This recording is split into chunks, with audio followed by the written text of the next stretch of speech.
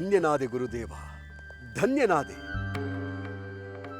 ತಮ್ಮ ಕೃಪಾದೃಷ್ಟಿ ನನ್ನ ಮೇಲೆ ಬಿದ್ದ ಮೇಲೆ ಸಕಲ ಸನ್ಮಂಗಳಗಳು ದೊರೆತಂತೆಯೇ. ಅಂದರೆ ಯಾವುದೋ ಅಪೇಕ್ಷೆಯನ್ನು ಮನಸ್ಸಿನಲ್ಲಿರಿಸಿಕೊಂಡು ಇಲ್ಲಿಗೆ ಆಗಮಿಸಿರುವ ಹಾಗಿದೆ. ಹೌದೇ ಮಹಾರಾಜ? ತ್ರಿಕಾಲ ಜ್ಞಾನಿಗಳಾದ ತಮಗೆ ತಿಳಿಯದಿರುವುದೇನಿದೆ ಮಹರ್ಷಿ? ನಿಜ, ತಾವು ಹೇಳಿದಂತೆ ನಾನು ಒಂದು ಮಹತ್ತರವಾದ ಅಪೇಕ್ಷೆಯನ್ನು ಇರಿಸಿಕೊಂಡು ತಮ್ಮ ಸನ್ನಿಧಿಗೆ ಬಂದಿದ್ದೇನೆ. ಅದನ್ನು ಈಡೇರಿಸುವ ಶಕ್ತಿ ತಮ್ಮನ್ನು ಬಿಟ್ಟರೆ ಬೇರೆ ಯಾರಿಗೂ ಇಲ್ಲ.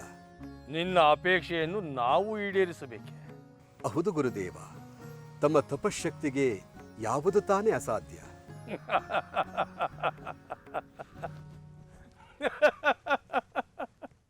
ವಿಚಿತ್ರವಾಗಿದೆ ಮಹಾರಾಜ ನಿನ್ನ ಅಪೇಕ್ಷೆ. ಸಾಕ್ಷಾತ್ ಬ್ರಹ್ಮರ್ಷಿ ವಸಿಷ್ಠರನ್ನೇ ಕುಲಗುರುಗಳನ್ನಾಗಿರಿಸಿಕೊಂಡು ದೇಹಿ ಎಂದು ನನ್ನ ಬಳಿಗೆ ಆಗಮಿಸಿರುವೆಯಲ್ಲ. ಕ್ಷಮಿಸಿ ಮುನೀಂದ್ರ, ನಾನು ವಸಿಷ್ಠರ ಬಳಿಯಲ್ಲೇ ಮೊದಲು ನನ್ನ ಅಪೇಕ್ಷೆಯನ್ನು ವ್ಯಕ್ತಪಡಿಸಿದೆ. ಆದರೆ ಅವರು ಸಾಧ್ಯವಿಲ್ಲವೆಂದು ನಿರ್ದಾಕ್ಷಿಣ್ಯವಾಗಿ ನಿರಾಕರಿಸಿ ಬಿಟ್ಟರು. ಚೆನ್ನಾಗಿದೆ, ಚೆನ್ನಾಗಿದೆ ಮಹಾರಾಜ. ಸಮೃದ್ಧವಾಗಿ ಆಹಾರವನ್ನು ನೀಡಿ ಸಾಕಿದ ಹಸು ಹಾಲು ಕೊಡುವ ಬದಲು ಒದೆಯುತ್ತಿರುವ ಹಾಗಿದೆ.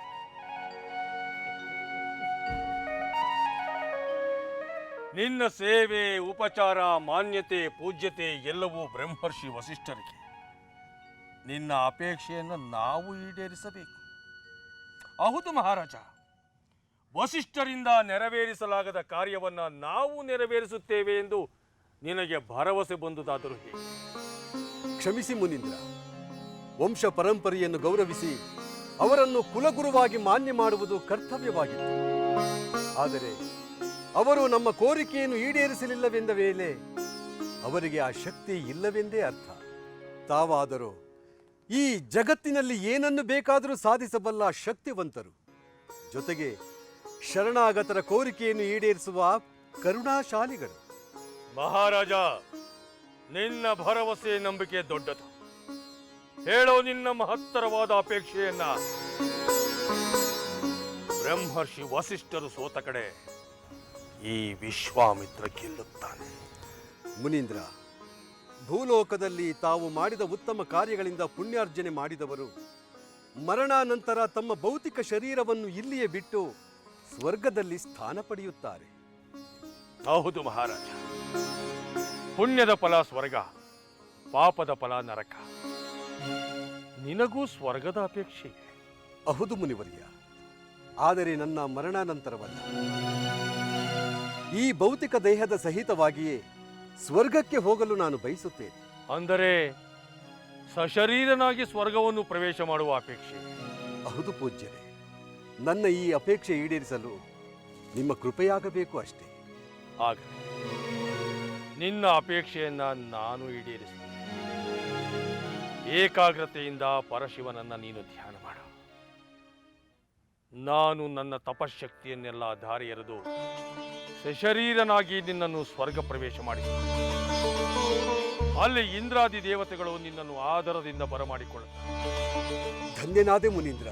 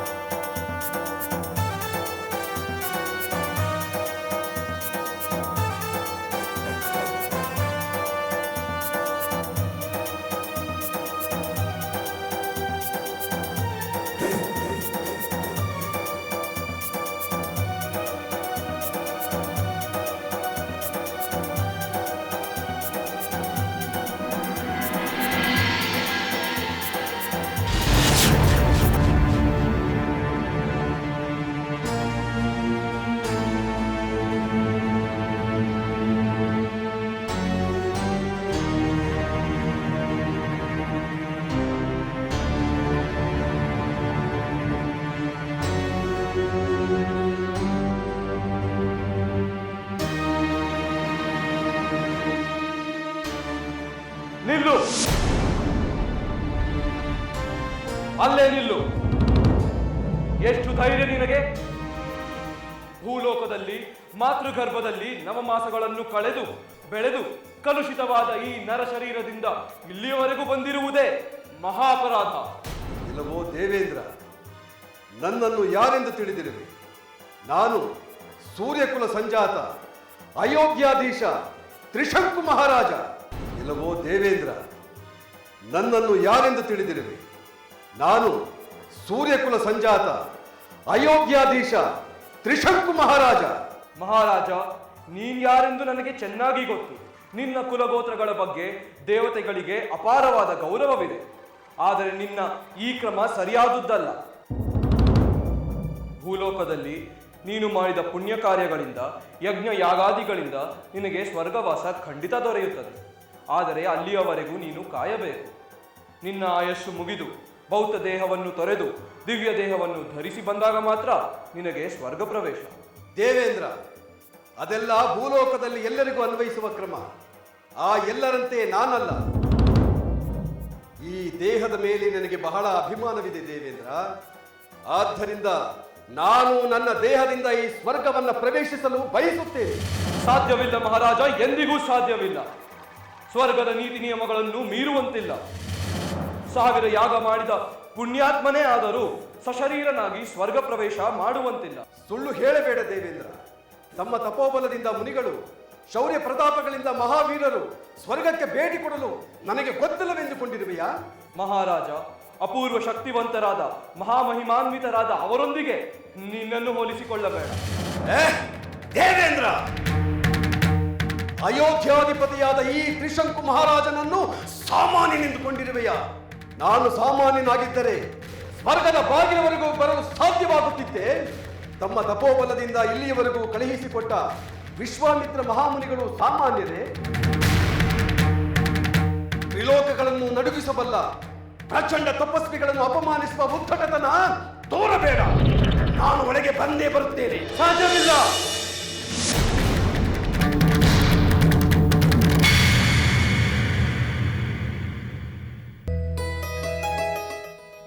ಸ್ವಾಮಿ, ಹಾಗಾದರೆ ತ್ರಿಶಂಕು ಮಹಾರಾಜರನ್ನು ಸ್ವರ್ಗ ಪ್ರವೇಶ ಮಾಡಲು ಅವಕಾಶ ನೀಡದೆ ದೇವೇಂದ್ರ ತಳ್ಳಿಬಿಟ್ಟರೆ? ಹೌದು ದೇವಿ. ಸ್ವರ್ಗಾಧಿಪತಿ ದೇವೇಂದ್ರ ಸಶರೀರ ಸ್ವರ್ಗ ಪ್ರವೇಶಕ್ಕೆ ಅವಕಾಶ ನೀಡದೆ ಅವರನ್ನು ತಳ್ಳಿಬಿಟ್ಟರು. ತ್ರಿಶಂಕು ಮಹಾರಾಜರು ಸ್ವರ್ಗದಿಂದ ಭೂಮಿಗೆ ಬೀಳತೊಡಗಿದರು. ವಿಶ್ವಾಮಿತ್ರ ಮುನಿಗಳ ತಪಸ್ಸಿನ ಶಕ್ತಿ ಗೊತ್ತಿದ್ದರು ಅವರ ಸಹಾಯದಿಂದ ಸ್ವರ್ಗ ದ್ವಾರದವರೆಗೂ ಬಂದಿದ್ದ ತ್ರಿಶಂಕು ಮಹಾರಾಜರನ್ನು ಹೀಗೆ ತಿರಸ್ಕರಿಸುವುದು ಸರಿಯೇ ಸ್ವಾಮಿ? ದೇವಿ, ಭೂಲೋಕವೇ ಆಗಲಿ ದೇವಲೋಕವೇ ಆಗಲಿ ಅವರವರದ್ದೇ ಆದ ನೀತಿ ನಿಯಮ, ಅವರದ್ದೇ ಆದ ಮಿತಿಗಳಿರುತ್ತವೆ. ಅವುಗಳನ್ನು ಮೀರುವುದು ಅಪರಾಧವೆಂದೇ ಪರಿಗಣಿಸಲಾಗುತ್ತದೆ. ಆದ್ದರಿಂದ ದೇವತೆಗಳೇ ಆಗಲಿ ಮಾನವರೇ ಆಗಲಿ ತಪಸ್ವಿಗಳೇ ಆಗಲಿ ರಾಜ್ಯರೇ ಆಗಲಿ ಅವುಗಳನ್ನು ಗೌರವಿಸಿ ನಡೆಯಲೇಬೇಕಾಗುತ್ತದೆ.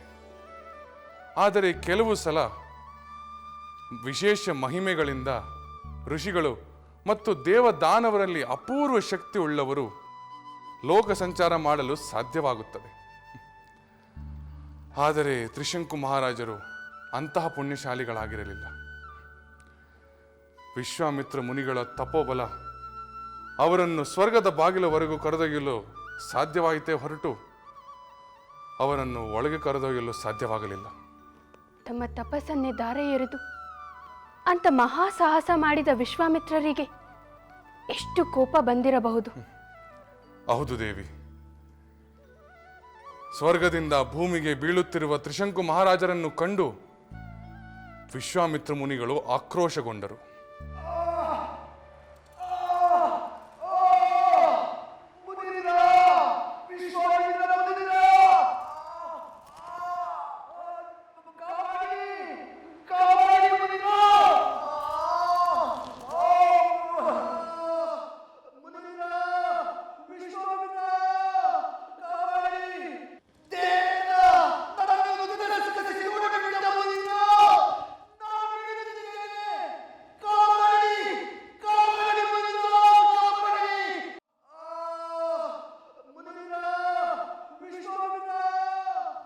ಈ ವಿಶ್ವಾಮಿತ್ರ ಮುನಿಯು ಯಜ್ಞ ಯಾಗಾದಿಗಳಿಂದ ದೇವತೆಗಳನ್ನು ತೃಪ್ತಿಪಡಿಸಿದ್ದು ಸತ್ಯವೇ ಆದರೆ, ಅಖಂಡ ತಪಸ್ಸಿನಿಂದ ದೇವತೆಗಳನ್ನು ಒಲಿಸಿಕೊಂಡಿದ್ದು ಸತ್ಯವೇ ಆದರೆ, ತ್ರಿಶಂಕು ಮಹಾರಾಜ ಅಂತರಿಕ್ಷದಲ್ಲಿ ನಿಲ್ಲುವಂತಾಗಲಿ.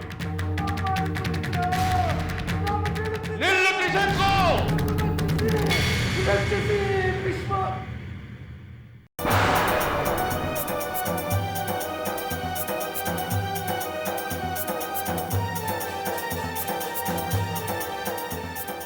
ದೇವೇಂದ್ರ!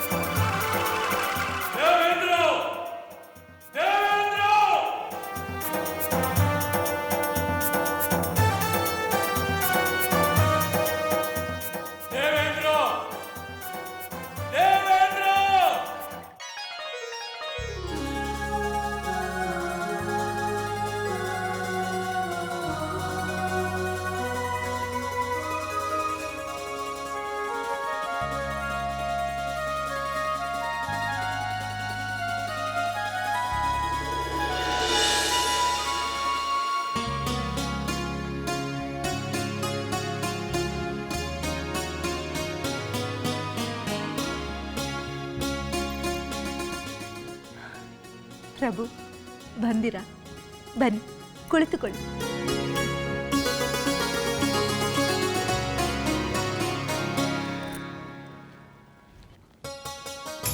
ಪೂರ್ಣಚಂದ್ರನಂತಿರುವ ಈ ಸುಂದರ ಮುಖಾರವಿಂದವನ್ನು ಯಾವ ಕ್ಷಣದಲ್ಲಿ ನೋಡುತ್ತೇನೋ ಎಂದು ನನ್ನ ಜೀವ ಕ್ಷಣ ಕ್ಷಣವೂ ಹಂಬಲಿಸುತ್ತಿತ್ತು. ಪ್ರಭು, ನವ ತರುಣನಂತೆ ನಸು ನಾಚಿಕೆಯೂ ಇಲ್ಲದ ಈ ನಿಮ್ಮ ಶೃಂಗಾರದ ನುಡಿಗಳನ್ನು ಯಾರಾದರೂ ಕೇಳಿಸಿಕೊಂಡು ನಕ್ಕಾರು. ಸುಮ್ಮನಿರಿ. ಅಂದರೆ ನನಗೆ ವೃದ್ಧಾಪ್ಯವಾಗಿದೆ ಎಂದು ಪರೋಕ್ಷವಾಗಿ ಹೇಳುತ್ತಿರುವೆಯಾ? ಅದು ನಿಜವಲ್ಲವೇ? ಇರಬಹುದು.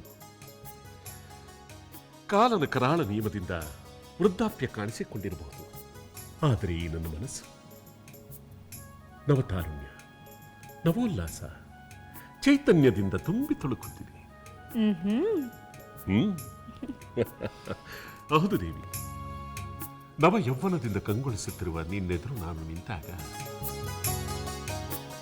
ನನ್ನ ವಯಸ್ಸು ಮರೆತು ಹೋಗುತ್ತದೆ.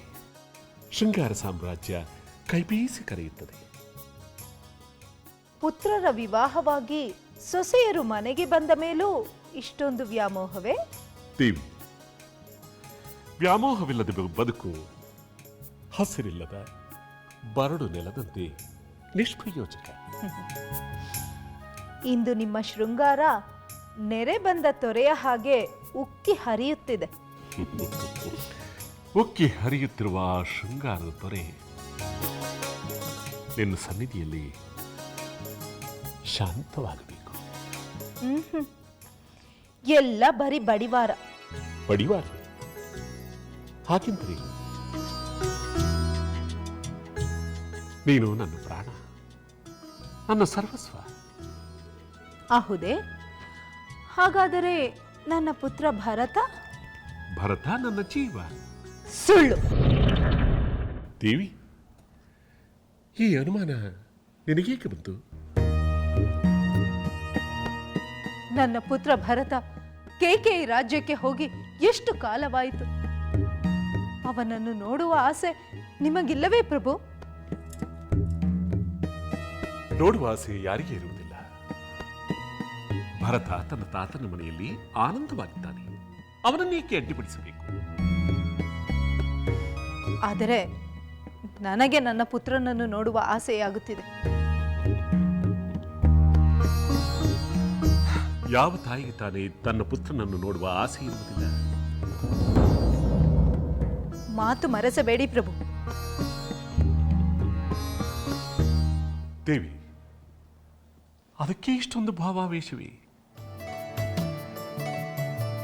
ನಿನ್ನ ಕೋಪದ ಅನುಭವ ನನಗಿದೆ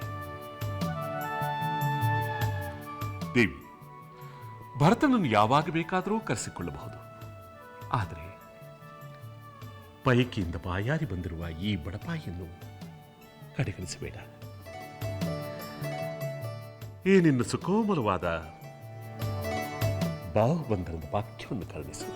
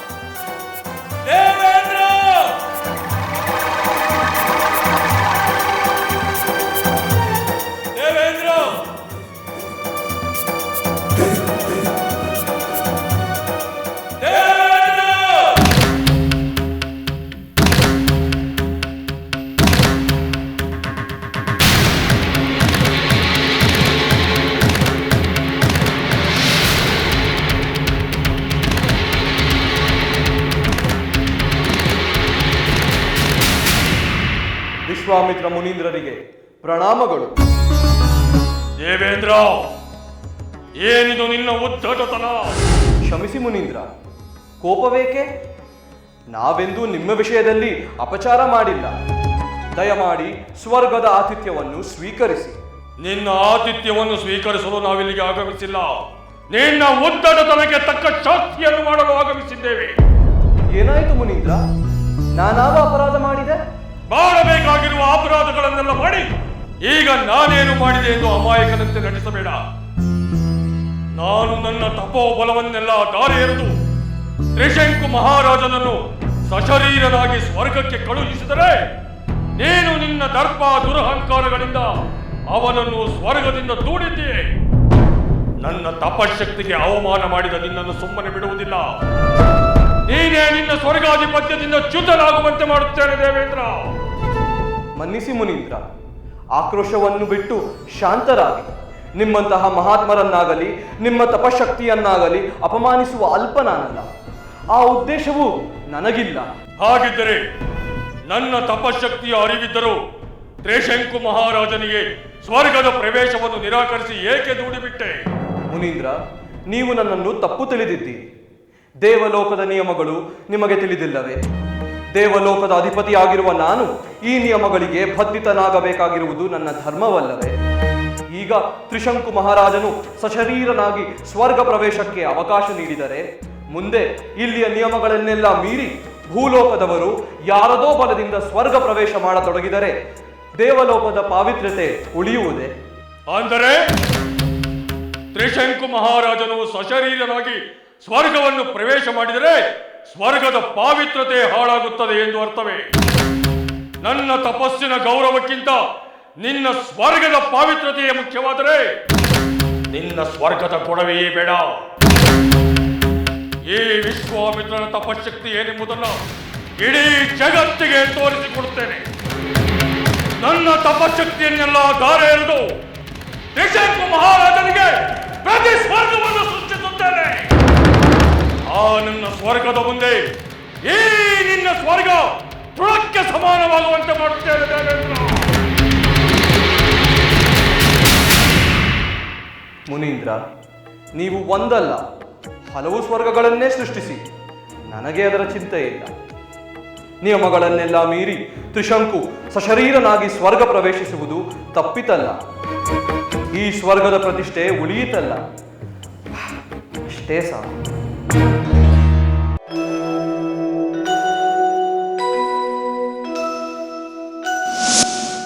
ಮುನೀಂದ್ರ, ನಾನು ಈಗ ಸ್ವರ್ಗಲೋಕವನ್ನು ಪ್ರವೇಶಿಸಬಹುದಲ್ಲವೇ?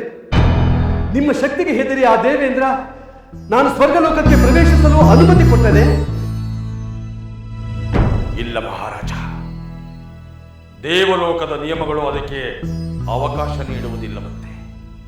ನೀನು ಸಶರೀರನಾಗಿ ಸ್ವರ್ಗಲೋಕವನ್ನು ಪ್ರವೇಶಿಸಿದರೆ ಅದು ಸ್ವರ್ಗಲೋಕದ ಪಾವಿತ್ರತೆಯನ್ನು ಹಾಳು ಮಾಡುವಂತೆ. ಅದಕ್ಕಾಗಿ ಆ ಸ್ವರ್ಗಲೋಕದ ಸಹವಾಸವೇ ಬೇಡವೆಂದು ತೀರ್ಮಾನಿಸಿದ್ದೇನೆ. ಮುನೀಂದ್ರ, ಹಾಗಾದರೆ ನನ್ನ ಬಯಕೆ ಸಫಲವಾಗುವುದಿಲ್ಲವೇ? ನಿಮ್ಮ ತಪಸ್ಸಿನ ಶಕ್ತಿ ನಿರರ್ಥಕವೇ? ಈ ವಿಶ್ವಾಮಿತ್ರನ ತಪಶಕ್ತಿ ನಿರರ್ಥಕವಾದ ಕ್ಷಣ ಇಡೀ ಬ್ರಹ್ಮಾಂಡವೇ ಸಿಡಿದು ಚೂರಾಗುವುದಿಲ್ಲ. ಚಿಂತಿಸಬೇಡ. ನೀನು ನಿನ್ನ ಅಭಿಲಾಷೆಯಂತೆಯೇ ಈ ನಿನ್ನ ಮರ್ತ್ಯ ಶರೀರದೊಂದಿಗೆ ಸ್ವರ್ಗ ಭೋಗಗಳನ್ನು ಅನುಭವಿಸುತ್ತೀ. ಈ ವಿಶ್ವಾಮಿತ್ರ ಕೊಟ್ಟ ಮಾತನ್ನೆಂದೂ ತಪ್ಪುವುದಿಲ್ಲ. ನಿನಗೆ ಮೇಲಿನ ಸ್ವರ್ಗವೂ ಬೇಡ, ಕೆಳಗಿನ ಈ ಭೂಮಿಯೂ ಬೇಡ. ಇಲ್ಲೇ ಈ ಅಂತರಿಕ್ಷದಲ್ಲೇ ಪ್ರತಿ ಸ್ವರ್ಗವನ್ನು ಸೃಷ್ಟಿಸಿಕೊಡುತ್ತೇನೆ.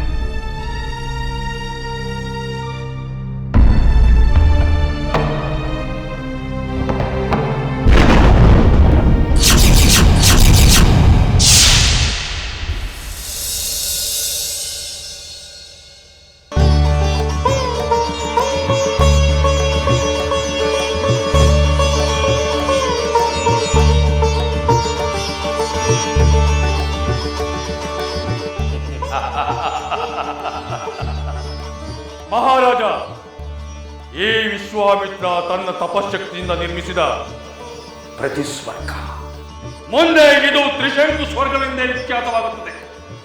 ಈ ಸ್ವರ್ಗಕ್ಕೆ ನೀನೇ ದೊರೆ, ನೀನೇ ಇಂದ್ರ. ಮೇಲಿನ ಸ್ವರ್ಗಲೋಕದಲ್ಲಿರುವುದೆಲ್ಲವೂ ಇಲ್ಲಿಯೂ ಇದೆ. ಈ ಸ್ವರ್ಗ ಸುಖ ಭೋಗಗಳನ್ನು ನೀನು ಅನುಭವಿಸು, ಆನಂದಿಸು.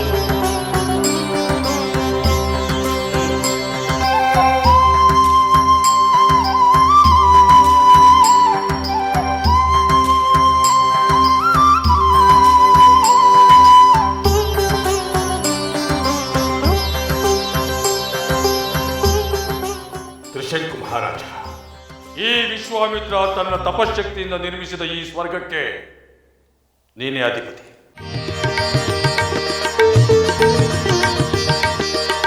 ಸ್ವರ್ಗದ ಸುಖ ಭೋಗಗಳನ್ನು ಅನುಭವಿಸು, ಆನಂದಿಸು. ಕೃತಾರ್ಥನಾದ ಕೌಶಿಕ ಮುನೀಂದ್ರ, ಇನ್ನೇಕೆ ತಡ, ಸಿಂಹಾಸನವನ್ನು ಅಲಂಕರಿಸು.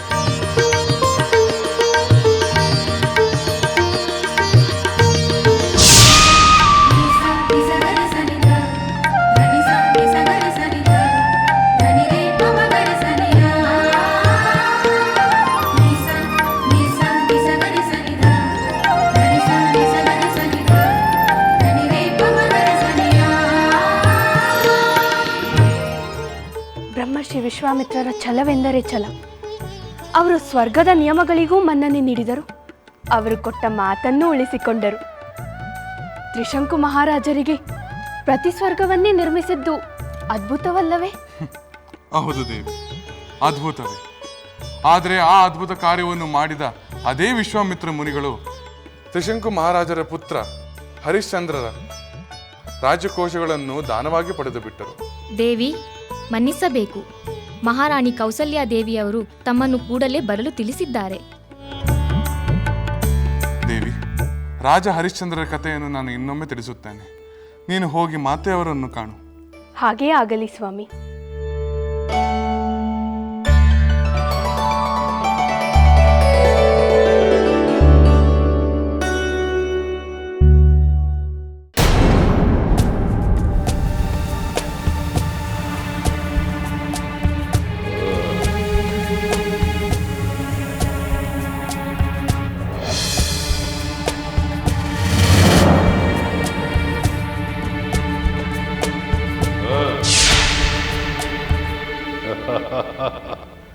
ಅಮೃತ ಕುಡಿದು ಅಮರನೆಂಬ ಅಹಂಕಾರದಿಂದ ಮೆರೆಯುತ್ತಿರುವ ಸುರಾಧಮ, ಏಕೆ ನನ್ನನ್ನು ಕಂಡೊಡನೆ ರೆಕ್ಕೆ ಕತ್ತರಿಸಿದ ಹಕ್ಕಿಯಂತೆ ಹೋರಾಡಲು ಉತ್ಸಾಹವೇ ಇಲ್ಲದೆ ನಿಂತಿರುವೆಯಲ್ಲ.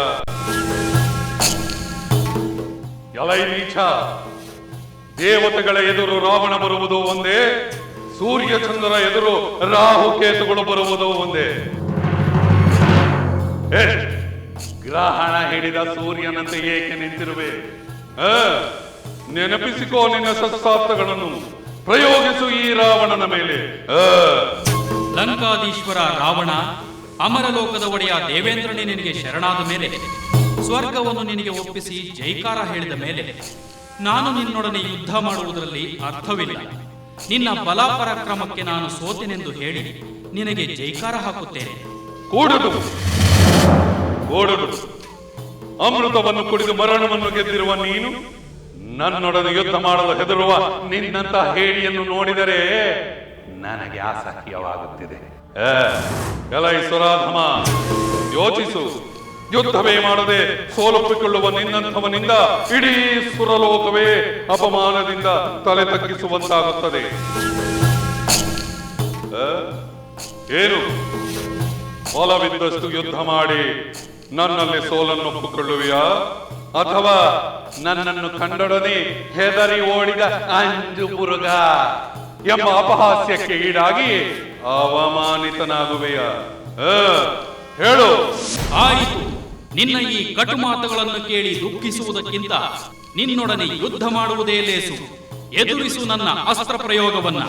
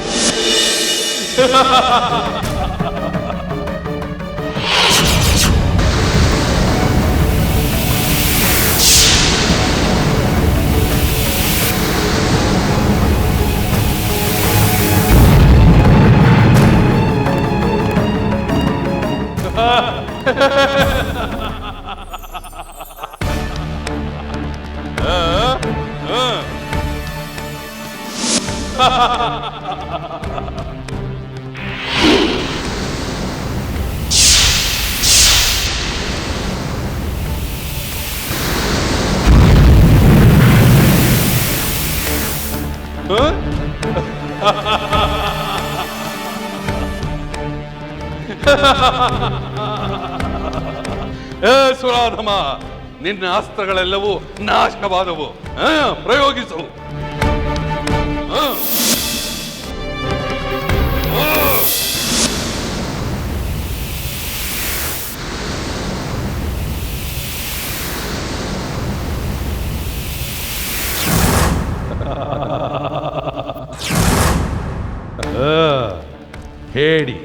ಹೇಡಿ ಓಡಿ ಹೋದ ಸುರಾಧಮ.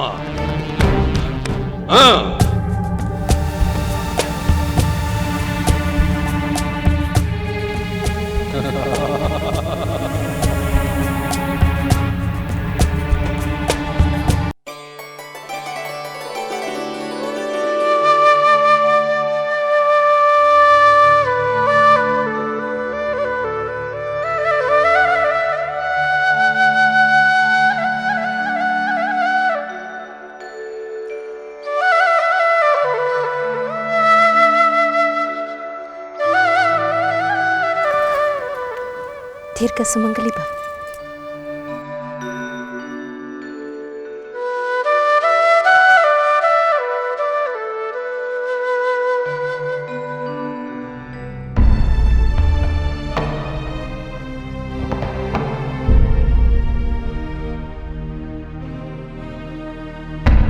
ಮಾತೆ, ನನ್ನನ್ನು ಬರ ಹೇಳಿದ ಕಾರಣವೇನು? ಸೀತೆ, ಈ ಸುಮಂಗಲಿಗೆ ನಿನ್ನ ಕೈಯಿಂದಲೇ ದಾನ ಕೊಡಿಸಬೇಕು ಎನಿಸಿತು. ಅದಕ್ಕಾಗಿ ಕರೆಸಿಕೊಂಡೆ. ಈ ಆಭರಣಗಳನ್ನು ಮಾತೆಗೆ ಅರ್ಪಿಸಿ ಅವರ ಆಶೀರ್ವಾದವನ್ನು ಪಡೆದೆವು.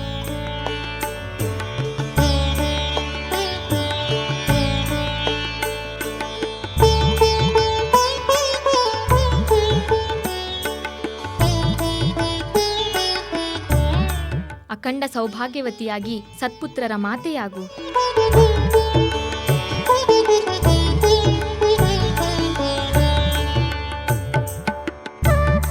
ಮಹಾರಾಣಿಯವರೇ, ನಿಜವಾಗ್ಲೂ ಈ ನಿಮ್ಮ ಸೊಸೆ ನಿಮ್ಮ ಅರಮನೆಯ ಭಾಗ್ಯದೇವತೆ. ನನಗಿನ್ನು ಹೋಗಿ ಬರಲು ಅಪ್ಪಣೆ ಕೊಡಿ ತಾಯಿ. ಆಯಿತು ತಾಯಿ, ಹೋಗಿ ಬನ್ನಿ. ನಿಮ್ಮ ಆಶೀರ್ವಾದವು ಸದಾ ನಮ್ಮ ಮೇಲೆ ಹೀಗೇ ಇರಲಿ.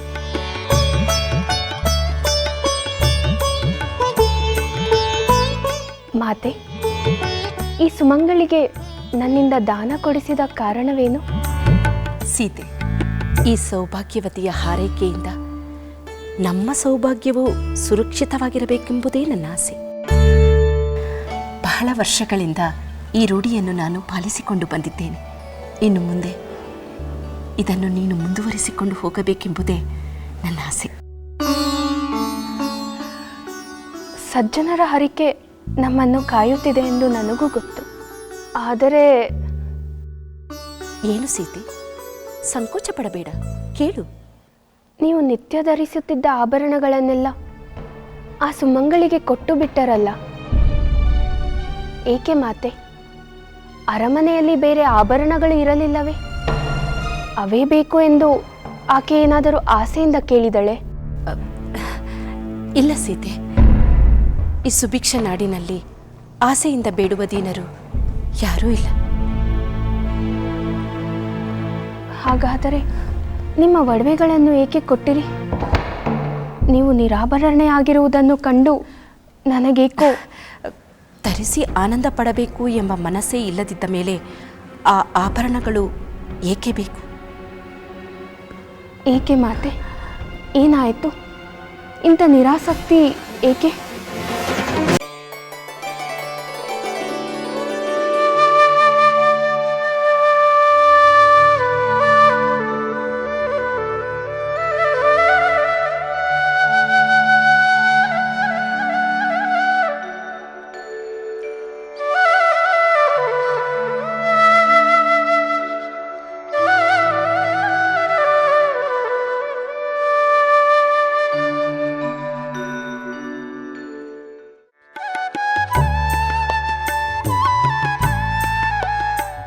ಮಾತೆ, ಆ ಪ್ರಶ್ನೆ ನಾನು ಕೇಳಬಾರದಿತ್ತೇನು? ನನ್ನ ಪ್ರಶ್ನೆಯಿಂದ ನಿಮ್ಮ ಮನಸ್ಸಿಗೆ ನೋವಾಗಿದ್ದರೆ ದಯಮಾಡಿ ನನ್ನನ್ನು ಕ್ಷಮಿಸಿ. ಕ್ಷಮಿಸುವಂಥ ತಪ್ಪು ನೀನೇನು ಮಾಡಿಲ್ಲ ಸೀತೆ. ನನ್ನ ಅಂತರಂಗದಲ್ಲಿರುವ ಸಂಕಟವನ್ನು ನಿನ್ನ ಬಳಿ ಹೇಳಿಕೊಂಡು ನಿನ್ನ ಮನಸ್ಸನ್ನು ನೋಯಿಸಲು ನನಗೆ ಇಷ್ಟವಿಲ್ಲ. ನಾನು ನಿಮಗೆ ಅನ್ಯಳಾದೇನೆ. ಈಗ ನನ್ನ ಪಾಲಿಗೆ ನೀವೇ ನನ್ನ ಮಾತೆ. ನಿಮ್ಮ ನೋವು ನನ್ನದಲ್ಲವೇ? ಹತ್ತಿರದವರೊಂದಿಗೆ ಹಂಚಿಕೊಂಡರೆ ಹೃದಯ ಹಗುರವಾಗುತ್ತದೆ ಅಲ್ಲವೇ? ನಿನ್ನ ಮಾತು ನಿಜ. ನನ್ನ ಭಾವನೆಗಳನ್ನು ನಿನ್ನೊಂದಿಗೆ ಹಂಚಿಕೊಳ್ಳದೆ ಇನ್ನಾರೊಂದಿಗೆ ಹಂಚಿಕೊಳ್ಳಲಿ? ಹೆಣ್ಣಾದವಳು ವಸ್ತ್ರ ಆಭರಣಗಳನ್ನು ಹಾಕಿ ಅಲಂಕರಿಸಿಕೊಳ್ಳುವುದು ಯಾರಿಗಾಗಿ? ತನಗಾಗಿಯೇ? ತಾನೊಬ್ಬಳೇ ಕನ್ನಡಿ ಮುಂದೆ ನಿಂತು ಆನಂದ ಪಡಲೆ? ಇಲ್ಲ ಮಾತೆ, ಬೇರೆಯವರು ನಮ್ಮ ಅಲಂಕಾರವನ್ನು ಕಂಡು ಆನಂದ ಪಡಬೇಕು. ಬೇರೆಯವರೇ? ಯಾರು ಬೇರೆಯವರು? ಈ ಸಖಿಯರೇ? ಆ ಸೇವಕರೇ? ಅವರು ಆನಂದಿಸಲು ಅಲಂಕರಿಸಿಕೊಳ್ಳಬೇಕೆ? ಎಲ್ಲರೂ ಸಂತೋಷ ಪಡಬಹುದು, ಆದರೆ ನಮ್ಮ ಹೃದಯಕ್ಕೆ ಹತ್ತಿರವಾದ ಹೃದಯೇಶ್ವರ ಕಂಡು ಆನಂದ ಪಟ್ಟರೆ ಆಗಲೇ ಹೆಣ್ಣಿನ ಜೀವನಕ್ಕೆ ತಂಪು. ನಿಜ, ನಿನ್ನ ಮಾತು ನಿಜ ಸೀತೆ. ಆದರೆ ನಿಮ್ಮ ಮಹಾರಾಜರಿಗೆ ನನ್ನ ಅಂತಃಪುರದ ದಾರಿಯೇ ಮರೆತು ಹೋಗಿದೆ. ನಾನು ಯಾರಿಗಾಗಿ ಅಲಂಕರಿಸಿಕೊಳ್ಳಲಿ? ಜೊತೆಗೆ ನಾನು ವಯಸ್ಸಾದ ಮುದುಕಿ. ಆಭರಣಗಳನ್ನಿಟ್ಟುಕೊಂಡು ನಾನೇನು ಮಾಡಲಿ? ಮಾತೆ, ಮಹಾರಾಜರು ಅಷ್ಟು ನಿರ್ದಯರೇ? ಇಲ್ಲ ಇಲ್ಲ, ನಾನು ಮಹಾರಾಜರನ್ನು ದೂರುತ್ತಿರುವೆನೆಂದುಕೊಳ್ಳಬೇಡ. ಅವರೇ ನನ್ನ ಪಾಲಿನ ದೇವರು. ರಾಮನ ತಂದೆ ಕೆಟ್ಟವರು ಎಂದು ಹೇಳಿ ನಾನಾವ ನರಕಕ್ಕೆ ಹೋಗಲಿ? ನೀನು ನನ್ನ ಪುತ್ರ ರಾಮ ಅಗಲದೆ ಸದಾ ಜೋಡಿ ಹಕ್ಕಿಯ ಹಾಗೆ ಸಂತೋಷವಾಗಿರಬೇಕೆಂಬುದೇ ನನ್ನ ಆಸೆ. ಮಾತೆ, ನನ್ನನ್ನು ಕ್ಷಮಿಸಿ. ಕಿರಿಯ ರಾಣಿಯ ವ್ಯಾಮೋಹದಲ್ಲಿ ಮಹಾರಾಜರು ನಿಮ್ಮನ್ನು, ಸುಮಿತ್ರಾ ಮಾತೆಯವರನ್ನು ಕಡೆಗಣಿಸಿರುವರೆಂದು ನನಗೆ ಅರ್ಥವಾಗುತ್ತದೆ. ನಿಮ್ಮ ಮನಸ್ಸಿನ ಕೋಲಾಹಲವನ್ನು ನಾನು ಊಹೆ ಮಾಡಬಲ್ಲೆ. ಬಿಡು ಸೀತೆ, ನೀನೇಕೆ ನೊಂದುಕೊಳ್ಳುತ್ತೀಯೆ? ನಮಗೆ ಸಿಗದ ಈ ಭಾಗ್ಯವು ಕೈಗಾದರೂ ದೊರೆಯುತ್ತಲ್ಲ ಎಂದು ಸಂತೋಷ ಪಡುವುದೇ ಒಳ್ಳೆಯದು. ಗುಣವಂತನಾದ ಪುತ್ರ, ಗುಣವತಿಯಾದ ಸೊಸೆ ನೀನಿರುವಾಗ ನನ್ನ ಪಾಲಿಗೆ ಅದೇ ಮಹಾಭಾಗ್ಯ. ಬಾಹುಗಳು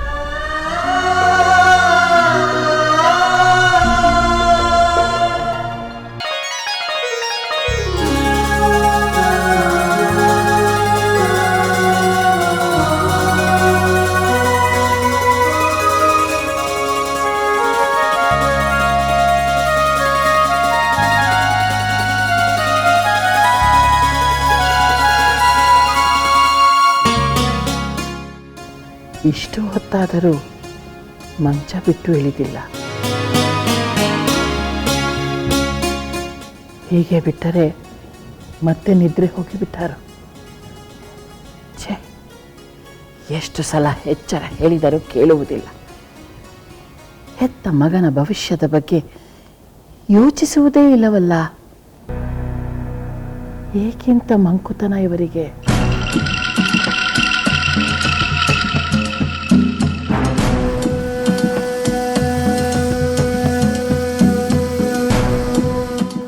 ಮಹಾರಾಣಿ, ಮಹಾರಾಣಿ, ನಾನೇನು ನಿದ್ರಿಸುತ್ತಿಲ್ಲ ಮಂತ್ರೆ. ಇತ್ತೀಚೆಗೆ ಮಹಾರಾಣಿಯವರು ಹಗಲಲ್ಲೇ ನಿದ್ರೆ ಮಾಡುವುದು ಮಾತ್ರವಲ್ಲದೆ ಕಣ್ಣು ಬಿಟ್ಟುಕೊಂಡೇ ನಿದ್ರಿಸುವುದನ್ನು ಅಭ್ಯಾಸ ಮಾಡಿರುವಂತಿದೆಯಲ್ಲ. ಹಾಸ್ಯ ಮಾಡಬೇಡ ಮಂತ್ರೆ. ಅರಮನೆಯಲ್ಲಿ ಎಲ್ಲರೂ ನನ್ನನ್ನು ಹಾಸ್ಯ ಮಾಡುತ್ತಾರೆ. ನಾನು ಯಾರಿಗೆ ಹಾಸ್ಯ ಮಾಡಲಿ ಮಹಾರಾಣಿ?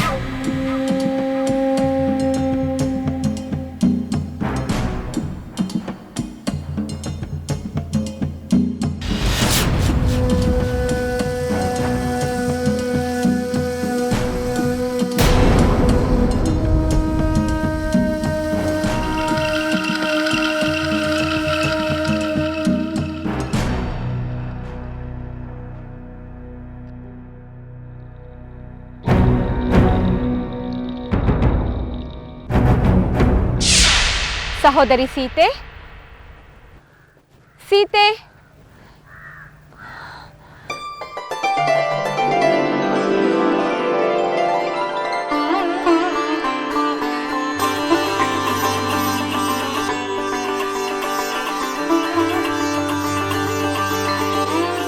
ಸಹೋದರಿ ಸೀತೆ,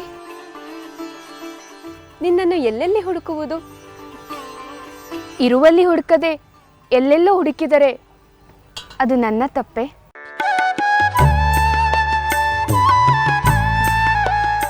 ಹೂ ಬಿಡಿಸುತ್ತಿರುವ ನಿನ್ನನ್ನು ನೋಡುತ್ತಿದ್ದರೆ ನಮ್ಮ ಮಿಥಿಲಾ ನಗರ ನೆನಪಿಗೆ ಬರುತ್ತದೆ. ಮಿಥಿಲಾ ನಗರವೇನು? ಅಯೋಧ್ಯೆಯಲ್ಲಿ ಹೂ ಬಿಡಿಸುವುದು, ಮಾಲೆ ಮಾಡಿ ನನ್ನ ಸ್ವಾಮಿಗೆ ಅರ್ಪಿಸುವುದು ನನಗೆ ಪ್ರಿಯವಾದ ಕಾರ್ಯ. ಅಲ್ಲಿ ಮೂರ್ತಿ ರೂಪದಲ್ಲಿದ್ದ ನಿನ್ನ ಸ್ವಾಮಿ ಇಲ್ಲಿ ಸಾಕ್ಷಾತ್ ಆಗಿದ್ದಾರೆ ಅಲ್ಲವೇ? ಅಯ್ಯೋ, ಹೇಳಬೇಕಾದ ವಿಷಯವನ್ನೇ ಮರೆತು ಬಿಟ್ಟೆ. ಅದೇನು ಅಂತ ಮುಖ್ಯವಾದ ವಿಷಯ? ನಾವು ನಮ್ಮ ಸಹೋದರಿಯರಾದ ಮಾಂಡವಿ ಶ್ರುತಕೀರ್ತಿಗೆ ಕಳುಹಿಸಿದ ಪತ್ರಕ್ಕೆ ಉತ್ತರ ಬಂದಿದೆ. ಹೌದೇ? ನಮ್ಮ ಸೋದರಿಯರು ಕ್ಷೇಮವಾಗಿರುವವರು ತಾನೆ? ಓಹೋ, ಕ್ಷೇಮದಿಂದಿದ್ದಾರೆ. ಅವರು ನಮ್ಮ ಮತ್ತು ನಮ್ಮವರ ಕ್ಷೇಮದ ಬಗ್ಗೆ ವಿಚಾರಿಸಿದ್ದಾರೆ. ಉರ್ಮಿಳೆ, ನಿನ್ನ ಮಾತನ್ನು ಕೇಳುತ್ತಿದ್ದರೆ ನಮ್ಮ ಸೋದರಿಯರು ಕಣ್ಣೆದುರಗೇ ಇರುವರೆಂಬ ಭಾವನೆ ಬರುತ್ತಿದೆ. ಅಷ್ಟೇ ಅಲ್ಲ ಸಹೋದರಿ, ಅವರು ಇನ್ನೊಂದು ಕೌತುಕದ ವಿಷಯವನ್ನು ಬರೆದಿದ್ದಾರೆ. ಕೌತುಕದ ವಿಷಯವೇ? ಬಾ, ಅಲ್ಲಿ ಕುಳಿತುಕೊಳ್ಳೋಣ. ಅದೇನೆಂದು ವಿವರವಾಗಿ ಹೇಳು.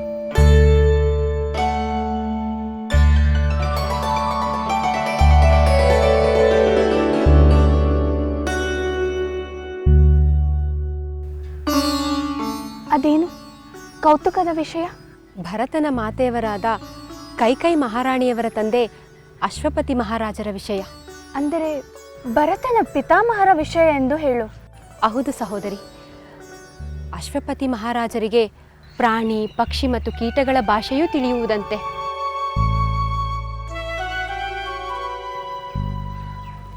ಸಹೋದರಿ ಸೀತೆ, ಏನನ್ನು ಯೋಚಿಸುತ್ತಿರುವೆ?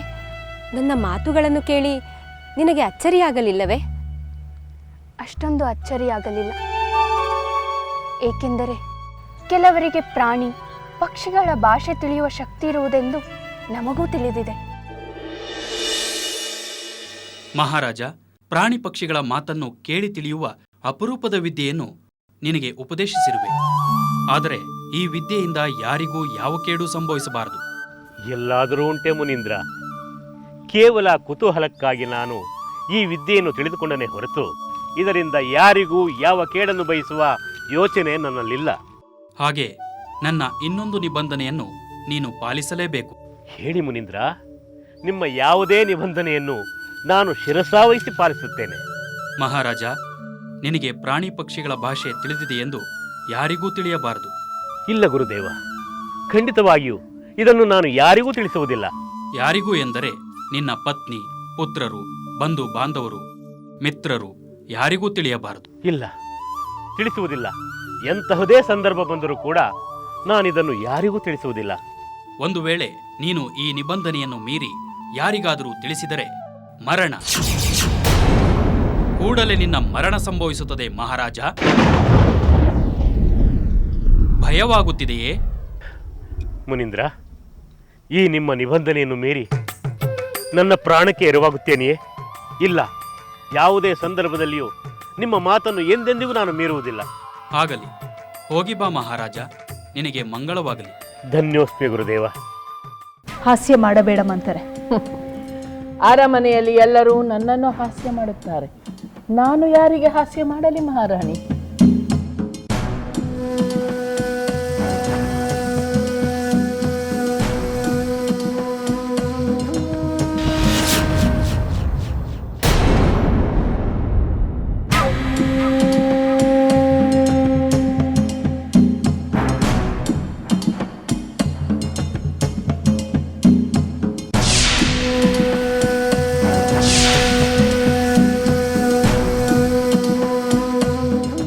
ನಾನು ಎಂದಾದರೂ ನಿನ್ನನ್ನು ಹಾಗೆ ಭಾವಿಸಿದ್ದೇನಾ ಮಂಥರೆ?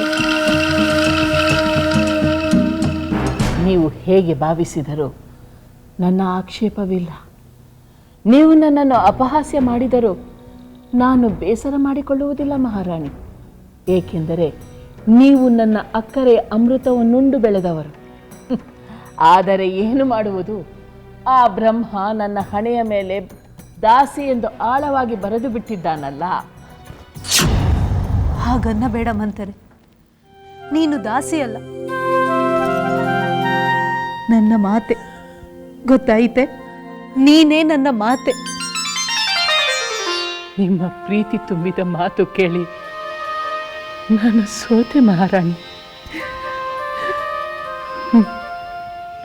ಬನ್ನಿ, ಈ ದಿನ ನಾನೇ ನಿಮ್ಮ ತಲೆಗೆ ತೈಲ ಹಚ್ಚಿ ಅಭ್ಯಂಜನ ಮಾಡಿಸುತ್ತೇನೆ.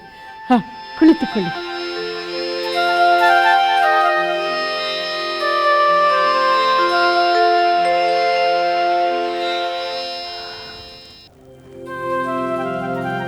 ಮಂಥರೆ, ನಿನ್ನ ಉಪಹಾರವಾಯಿತೆ?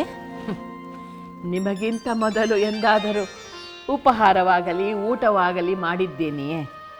ಅಷ್ಟಕ್ಕೂ ಭರತನಿಲ್ಲದ ಮೇಲೆ ಊಟದಲ್ಲಾಗಲಿ ಉಪಹಾರದಲ್ಲಾಗಲಿ ಆಸಕ್ತಿಯೇ ಕಳೆದು ಹೋಗಿದೆ.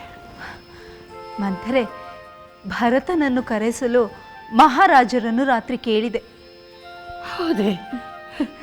ಯಾವಾಗ ಕರೆಸುತ್ತಾರಂತೆ? ಅವನು ಅಲ್ಲಿಯೇ ಆನಂದವಾಗಿರಲಿ ಬಿಡು, ಬೇಕೆನಿಸಿದಾಗ ಬರುತ್ತಾನೆ ಎಂದು ಹೇಳುತ್ತದೆ. ನೀವು ಸರಿಯಾಗಿ ಕೇಳಿರಲಿಕ್ಕಿಲ್ಲ. ನನಗೆ ನೋಡಬೇಕೆನಿಸಿದಾಗ ಅಲ್ಲಿಗೆ ಹೋಗಿ ಬಂದರಾಯ್ತಷ್ಟೇ. ಭರತ ಇಲ್ಲೇ ಇರಬೇಕೆಂದು ನಿಮಗೇಕೆ ಅರ್ಥವಾಗುತ್ತಿಲ್ಲ? ಭರತ ಇಲ್ಲಿಯೇ ಇರಬೇಕೆ? ಏಕೆ? ಅಯ್ಯೋ, ನಮ್ಮ ಭರತ ಸಿಂಹಾಸನವನ್ನೇರಿ ರಾಜ್ಯವಾಳುವುದು ನಿಮಗೆ ಬೇಕಿಲ್ಲವೇ?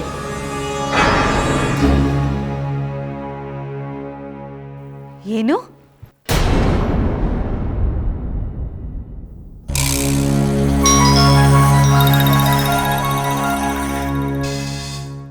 ನನ್ನ ಪುತ್ರ ಭರತ ಸಿಂಹಾಸನವನ್ನೇರಿ ರಾಜ್ಯವನ್ನಾಳುವನೇ?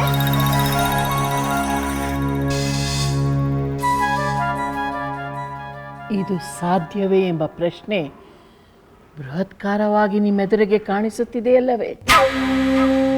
ಹೌದು ಮಂತ್ರಿ, ನಿಜವಾಗಿಯೂ ಇದು ಸಾಧ್ಯವೇ? ಯಾಕೆ ಸಾಧ್ಯವಾಗಬಾರದು? ನಮ್ಮ ಭರತನಿಗೆ ಆ ಅರ್ಹತೆ ಇಲ್ಲವೇ? ರಾಜಮಾತೆ ಆಗುವ ಅರ್ಹತೆ ನಿಮಗಿಲ್ಲವೇ? ದಶರಥ ಮಹಾರಾಜನ ಕಿರಿಯ ಪತ್ನಿ ಕೈಕೇಯಿಯ ಮೇಲಿನ ಪ್ರೇಮ ಹಿರಿಯದಾದರೆ ಯಾಕೆ ಸಾಧ್ಯವಿಲ್ಲ?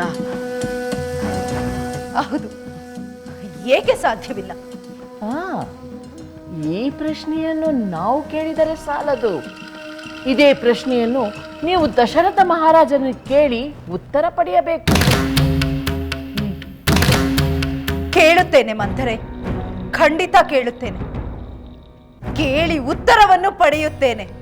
ಹಾ, ಅದಕ್ಕೆ ಮೊದಲು ನಾನು ನನ್ನ ಕೈಯಾರೆ ನಿಮಗೆ ಅಭ್ಯಂಜನ ಮಾಡಿಸಿ ನಿಮ್ಮ ಈ ಕಪ್ಪು ಮೇಘದಂತೆ ದಟ್ಟವಾಗಿರುವ ಕೇಶರಾಶಿಗೆ ಸುಗಂಧ ದ್ರವ್ಯದಿಂದ ಉಪಚಾರ ಮಾಡುತ್ತೇನೆ.